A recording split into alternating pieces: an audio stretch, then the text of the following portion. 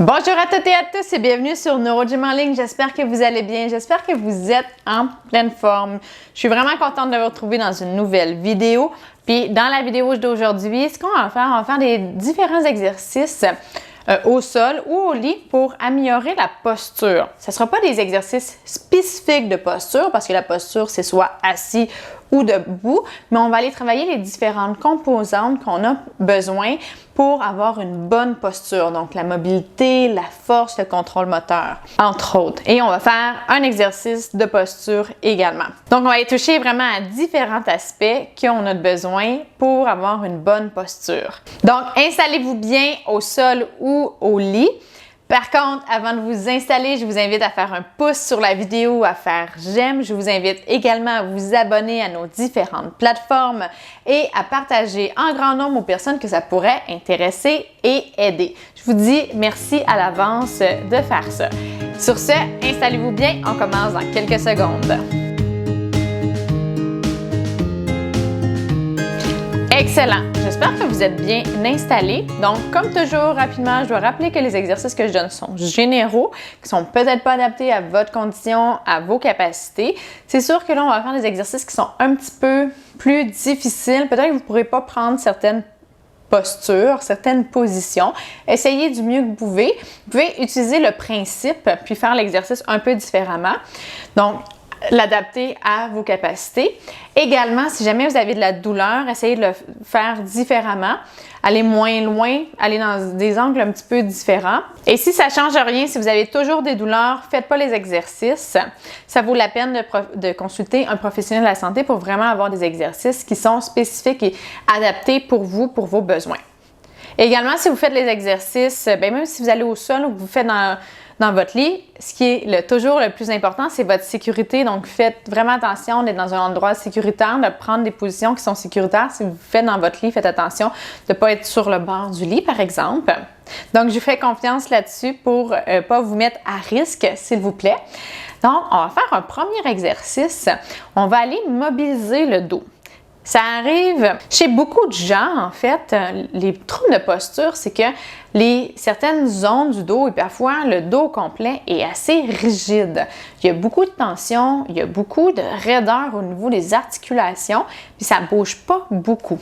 Soit il va y avoir une vertèbre ou un petit groupe de vertèbres qui va trop bouger. Des fois, ça va être vraiment en bloc. Ça fait du bien, vous allez voir. Fait qu'on va se mettre à quatre pattes et on va faire l'exercice du chat. On va arrondir et creuser notre dos. En anglais, on dit cat and cow, donc le chat et la vache, mais sinon, on va dire juste le chat. Peut-être que Pixie va venir se joindre à nous. Donc, on va se mettre comme ça, on met les genoux en dessous des hanches, les bras en dessous des épaules. Et ce qu'on va faire, c'est qu'on va rouler le bassin vers l'avant pour aller creuser le dos. Et après ça, on roule le bassin vers l'arrière et on arrondit le dos le plus possible. Ça fait du bien, ça étire.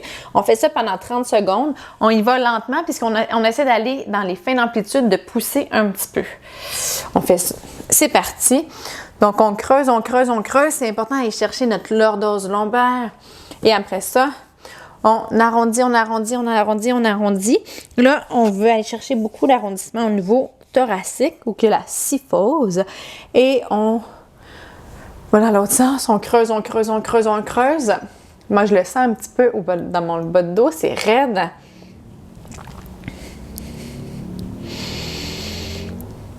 Donc, essayez vraiment d'avoir des grandes amplitudes. On prend une petite pause. Ça peut être exigeant pour les bras, cet exercice-là. Donc, pour les jambes aussi, ça peut être exigeant pour beaucoup de parties du corps. On est en appui. Donc, faites du mieux que vous pouvez. Si vous faites moins de 30 secondes, sachez, il n'y a pas aucun problème avec ça. Et on y va. On fait tout le temps ce qu'on est capable de faire.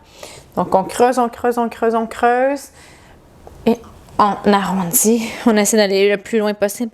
On pousse, on va emmener notre dos au plafond. On va emmener notre ventre vers le sol. Si vous aviez beaucoup de tension à la première série, ça se peut qu'il y en ait un petit peu moins.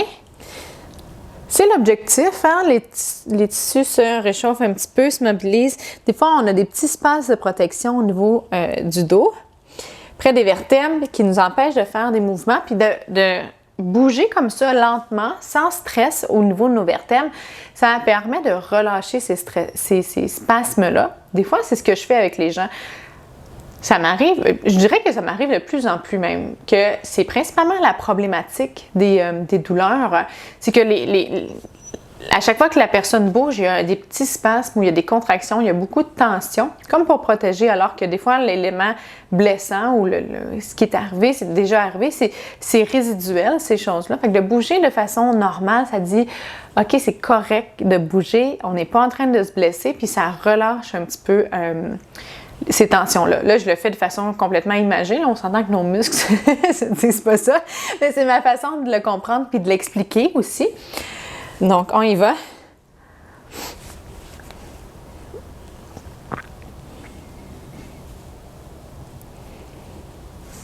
Donc, quand il y a un changement qui est assez drastique ou rapide, si je peux dire, c'est signe que c'était peut-être un petit peu plus des spasmes musculaires que des tensions. Ou des rétrécissements, des raideurs. Tu sais, une articulation qui est raide, ça prend un certain temps avant de se relâcher. Mais quand c'est un spasme ou une contraction, une tension musculaire, une dernière fois, qui limite le mouvement, bien à ce moment-là, dès que cette contraction-là se relâche ou que le spasme se défait, l'articulation va être à nouveau libre. Ça nous indique un petit peu s'il y a une diminution de tension ou qu'il y a une augmentation de mouvement assez rapide. Ça nous indique que c'était peut-être ça la problématique, c'était plus musculaire qu'articulaire. Donc, maintenant, on va se mettre à plat ventre et on va faire le Superman. Ce qu'on voit souvent, c'est une posture qui est plus en flexion. On est enroulé vers l'avant, on a la tête vers l'avant. Donc, on va aller travailler toutes les structures en arrière, postérieures, pour nous aider à nous maintenir plus droit. Donc, on va faire un peu le Superman. On va lever les jambes, on va lever le dos et on va faire une extension des bras. Moi, ce que j'aime bien faire, je vais me mettre comme ça pour que vous voyez un petit peu plus, que je ne sois pas dans les plantes, c'est aller garder l'extension et avancer les bras comme ça. Puis on va maintenir ça pendant 30 secondes. Mais on va faire le mouvement des bras. On y va, on fait une extension et on amène les bras comme ça. Donc, extension du dos, les fesses sont en contraction, donc extension au niveau de la hanche. Et on emmène les bras devant. Vous n'êtes pas obligé d'emmener les bras là devant, c'est très difficile. Concentrez-vous juste à lever les coudes pour pas qu'ils soient au sol et à maintenir. Respirez bien. Retenez pas votre respiration. Respire. Est-ce que vous étiez en train de respirer? On lâche pas. Excellent. Super. On prend une petite pause. Puis là, je vous explique pourquoi on maintient la contraction pendant 30 secondes. Parce que les muscles qui sont posturaux, bien, en fait, notre posture, quand on est debout, par exemple, nos extenseurs vont travailler. On ne veut pas qu'ils soient on and off, tu sais, ils ne se relâchent pas. Ils sont toujours en contraction, sinon on tomberait, on se redresserait, on tomberait, on se redresserait. Les gens qui ont des faiblesses, on voit ça. Ou une fatigue très rapide, on va voir ce pattern-là, je suis désolée pour le terme, mais de contraction qui se relâche puis qui va se reprendre, puis ça fait des oscillations. Donc, on ne veut pas ça, on veut maintenir une bonne posture droite et ferme pendant longtemps, donc on travaille l'endurance. Et on y va, extension, on emmène les bras devant, si vous voulez.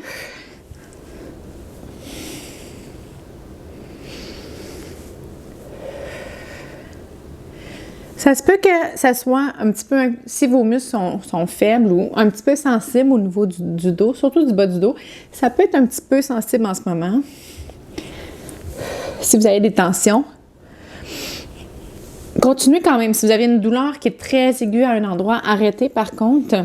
Mais quand on a des muscles qui sont déjà tendus puis qui ont des points de tension assez forts, quand on va les contracter, ça va faire mal. Par contre, quand on les contracte, ça permet de réactiver le lien, puis après ça, il peut avoir un relâchement. Pas à tout coup, mais ça aide au relâchement. Donc, c'est quand même bien de faire des contractions. Comme je dis, il ne faut juste pas avoir une douleur très aiguë. à un endroit très précis. À ce moment-là, moi, je conseille de relâcher. Puis vous pouvez réessayer. Des fois, ça va même se calmer la tension ou le petit espace qu'il y avait à cet endroit-là. Puis si vous le refaites, ça va bien se passer. On y va. Dernière fois. On lâche pas, respirez bien.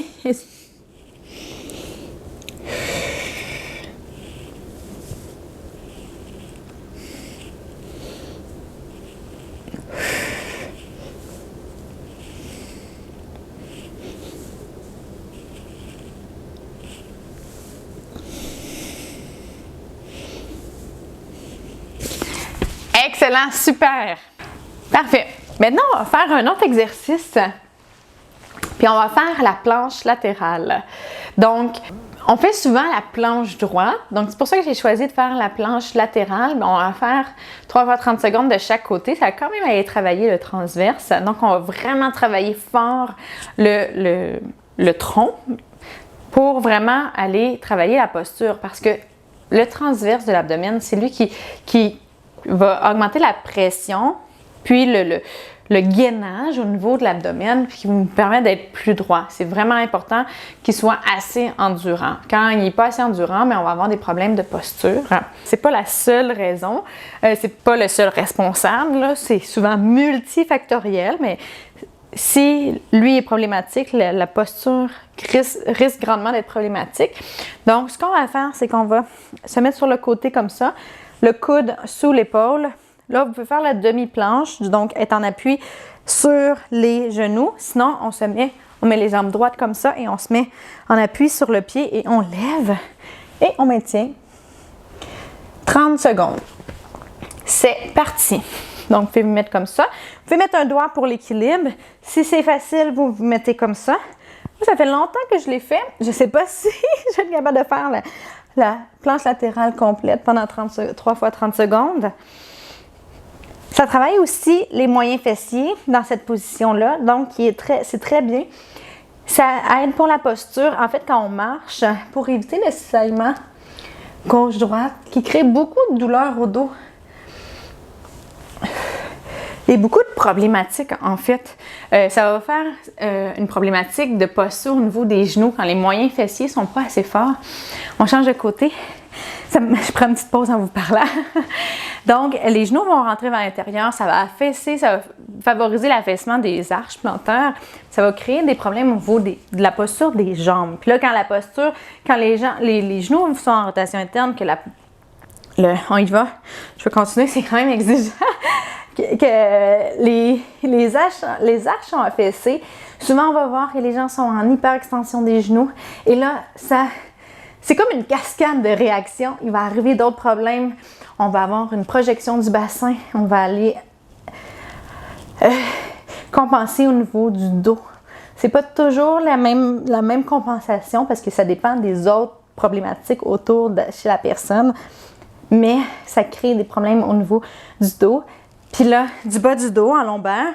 Puis les problèmes du bas du dos vont aller affecter le haut du dos, vont aller affecter les épaules. Donc, c'est souvent la posture, là, c'est vraiment multifactoriel. Puis on est tout est attaché ensemble. Donc, s'il y a une problématique au niveau du pied, ça veut aller jusqu'au niveau de l'épaule, où est-ce que là, la cascade de réaction va s'enchaîner. C'est super intéressant. Des fois, on travaille une chose, puis on va avoir une grande amélioration au niveau de d'autres choses qu'on ne pensait pas nécessairement. On y va. Donc, je rappelle, on peut le faire sur les genoux comme ça.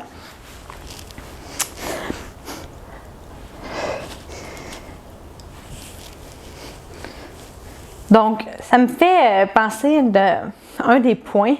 Une des façons d'avoir une bonne posture, en général, je dis bien en général, c'est d'être le plus actif possible.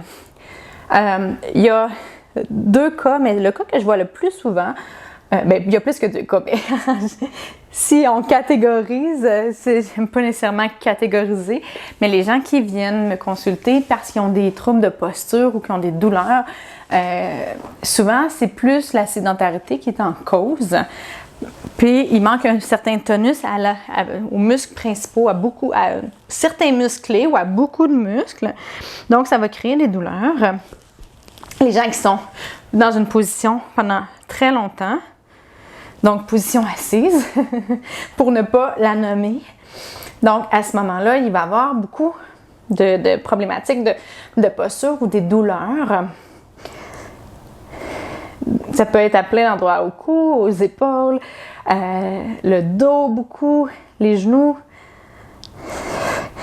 Donc voilà. Puis c'est sûr que les gens qui s'entraînent beaucoup, mais qui ne font pas beaucoup d'étirements, je perds l'équilibre, qui ne font pas beaucoup d'étirements ou que peut-être c'est pas bien balancé la façon qu'ils s'entraînent. C'est sûr que dans certains sports, par exemple, on n'a pas le choix d'aller entraîner des muscles en particulier, fait qu'il va y avoir un déséquilibre. Fait que là, ça va créer d'autres problèmes de posture. Mais habituellement, les gens qui sont actifs et qui varient les exercices puis qui font des étirements n'auront pas de grands problèmes de posture. Ils vont avoir habituellement une bonne posture. Ça m'arrive de voir des gens en clinique qui ont une problématique, puis on a juste un petit élément de la posture à changer, puis parce que lui, il cause des problèmes. Des fois, il va causer principalement des problèmes dans le sport ou dans l'activité physique, parce que là, ça demande un niveau d'intensité un petit peu plus grand, puis on a vraiment besoin de cet alignement-là précis, par exemple. On a besoin d'avoir une super bonne posture ou parce que ça au genou, par exemple, juste un petit peu de déviation, de rotation interne à la course avec des impacts répétés, ça peut créer des douleurs. Des fois, c'est pas des grosses douleurs, là, mais puis il y a un ou deux petits éléments de posture, mais c'est pas grand. Mais c'est ça. Ça se traite très, très rapidement. Mais, comme je dis, les gens qui ne sont pas actifs ont beaucoup plus de douleurs au niveau, qui sont moins actifs, ont beaucoup plus de douleurs au niveau de la posture, plus de problématiques.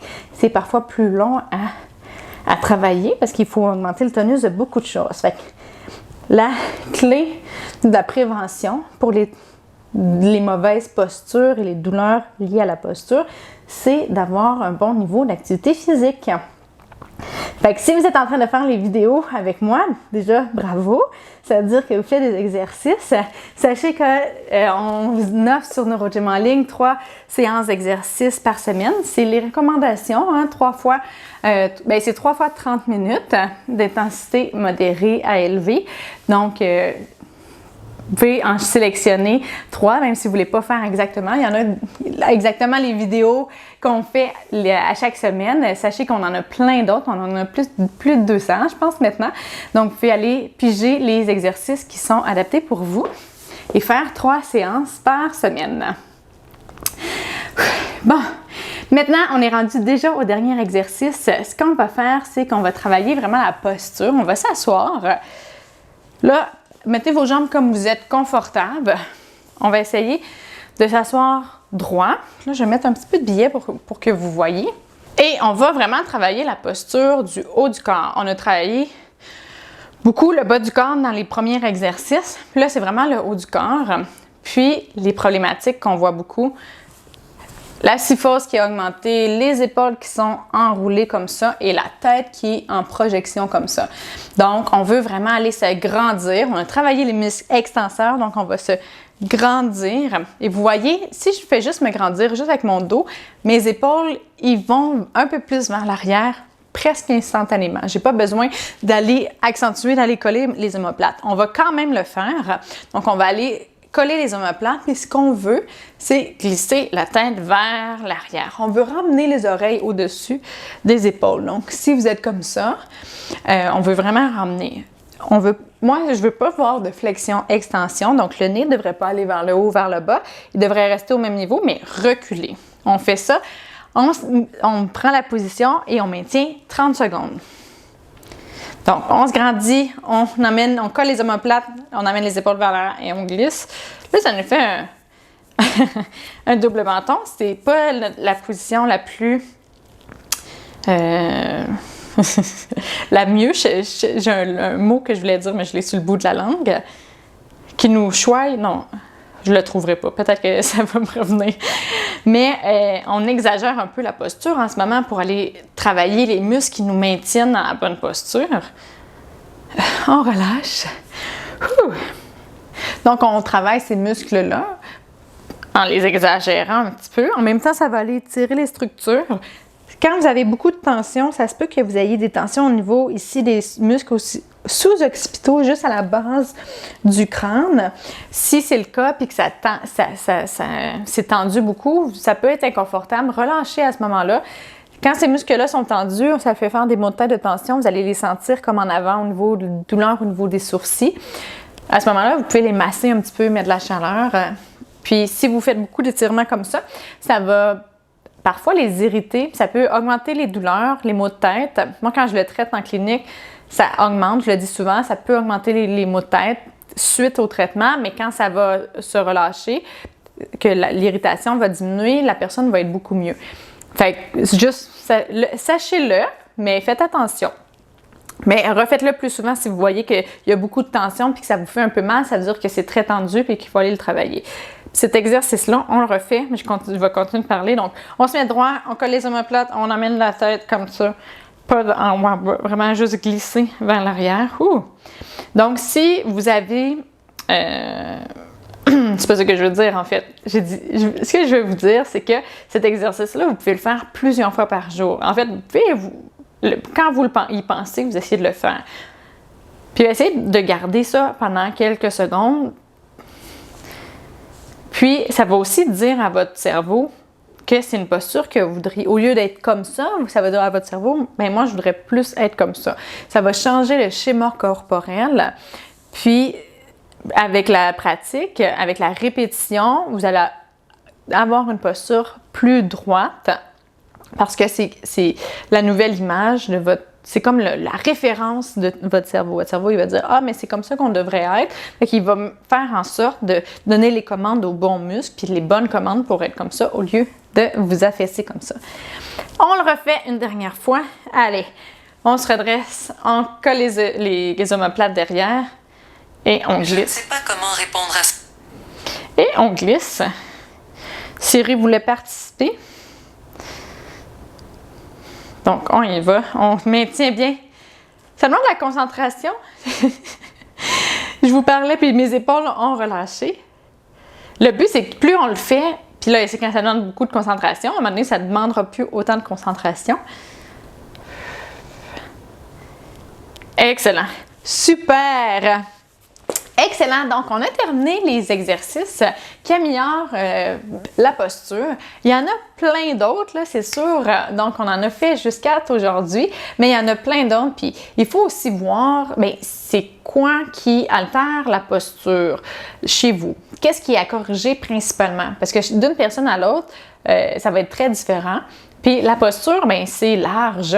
On a la posture au niveau des pieds, on a la posture au niveau des genoux, on a la posture au niveau des hanches, du bassin, en lombaire, thoracique, le cou, les cervicales, la tête. Il y a des rotations de tête, il y a des translations, le tronc. Il y a vraiment beaucoup de choses. Puis, c'est sûr que certaines choses sont reliées, mais il y a des choses qu'il faut travailler spécifiquement. Si c'est quelque chose que vous voulez travailler, je vous conseille vraiment de consulter un professionnel de la santé qui va vraiment pouvoir vous faire une évaluation puis vraiment dire qu'est-ce qu'il y en est. Est-ce que c'est une faiblesse, une tension musculaire? Est-ce que c'est juste parce que vous êtes blessé par le passé, par exemple, puis que vous êtes resté dans cette posture-là? Une translation comme ça là, est exagérée un petit peu, mais j'ai déjà vu aussi grand. Une translation comme ça arrive dans les cas de douleur lombaire d'un côté, par exemple. Ça m'est arrivé de voir des gens qui, 5 ans après, même je pense que j'ai eu quelqu'un de 10 ans après, qui était resté dans cette posture-là parce qu'il avait été longtemps dans cette posture-là. Puis le schéma corporel était changé parce que là, il était tout le temps comme ça. Fait que là, le cerveau a dû dire « Ah, ben c'est comme ça qu'il veut que je sois. » Fait qu'il prend une photo et qu'il dit « OK, c'est ça, c'est comme ça, on reproduit cette posture-là. » La personne est restée comme ça, il n'y avait pas de problématique, il n'y avait plus la problématique au niveau de la vertèbre. Puis quand elle se redressait en y pensant consciemment, il n'y avait pas de problème. Donc, il y a des petites choses comme ça, des fois, qu'on peut travailler. Puis, Des fois, c'est difficile de le savoir par nous-mêmes, donc je vous invite à consulter un professionnel de la santé comme un physiothérapeute. Et si ça vous intéresse, vous pouvez me contacter avec les coordonnées qui sont en description. Sur ce, si vous avez aimé la vidéo d'aujourd'hui, je vous invite à faire un pouce ou à faire j'aime. Je vous invite également à vous abonner à nos différentes plateformes. Donc, vous pouvez nous suivre sur Facebook, Instagram et YouTube. Et d'ailleurs, sur YouTube, on aimerait ça atteindre les 1000 abonnés.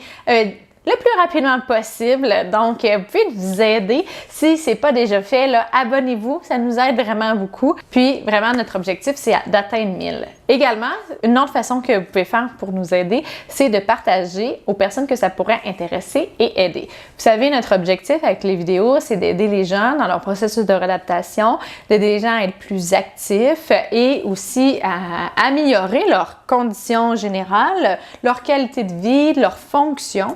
Donc, on offre des vidéos qui parlent de plein de sujets. Puis, la façon qu'on peut aider les gens, c'est s'ils nous découvrent, s'ils nous connaissent, puis qu'ils savent qu'ils ont cette ressource-là. Puis, une des façons que vous pouvez faire pour nous aider, c'est de partager. Comme ça, ils vont le savoir, puis ils pourront aller chercher ce qu'ils ont besoin. Donc, je vous dis un très grand merci de nous aider dans tout ça. Un grand merci de nous suivre. Puis, c'est vraiment le fun à chaque semaine de vous savoir avec nous. Vraiment, j'ai vraiment très, très grand plaisir de faire des vidéos avec vous. Fait que merci beaucoup. Puis, sur ça, je vous souhaite une excellente journée et je vous dis à bientôt dans une prochaine vidéo. Au revoir!